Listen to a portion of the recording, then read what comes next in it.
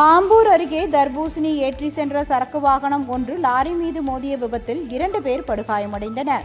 திருப்பூர் மாவட்டம் நாட்றாம்பள்ளி பகுதியை சேர்ந்த நந்தீஸ்வரன் என்பவர் உறவினர் லோகேஷ் என்பவருடன் சேர்ந்து திருவள்ளூர் மாவட்டம் பொன்னேரியில் இருந்து சரக்கு வாகனத்தில் தர்பூசணி பழம் ஏற்றிக்கொண்டு நாட்றாம்பள்ளி நோக்கி சென்று கொண்டிருந்தார். அப்பொழுது ஆம்பூரை அடுத்த சான்றோர் குப்பம் பகுதியில் சென்னை பெங்களூர் தேசிய நெடுஞ்சாலையில் திடீரென திரும்பிய கண்டெய்னர் லாரியின் பின்பக்கம் சரக்கு வாகனம் மோதியது. இந்த விபத்தில் சரக்கு வாகனத்தின் முன்பகுதி சேதமடைந்தது. உடனடியாக அக்கம் பக்கத்தினர் விரைந்து வந்து சரக்கு வாகனத்தில் சிக்கியிருந்த 2 பேரையும் மீட்டு சிகிச்சைக்காக ஆம்பூர் அரசு மருத்துவமனைக்கு அனுப்பி வைத்தனர்.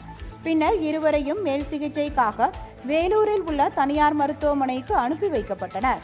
இதனிடையே விபத்து நடந்த இடத்தில் சாலையில் கொட்டி கிடந்த தர்பூசணி பழங்களை நெடுஞ்சாலைத்துறையினர் அப்புறப்படுத்தினர். அதற்குள் பொதுமக்கள் சிலர் சாலையில் கிடந்த தர்பூசணி பழங்களை அள்ளிச் சென்றனர். இந்த விபத்து குறித்து ஆம்பூர் போலீசார் வழக்கு பதிவு செய்து விசாரணை மேற்கொண்டு வருகின்றனர்.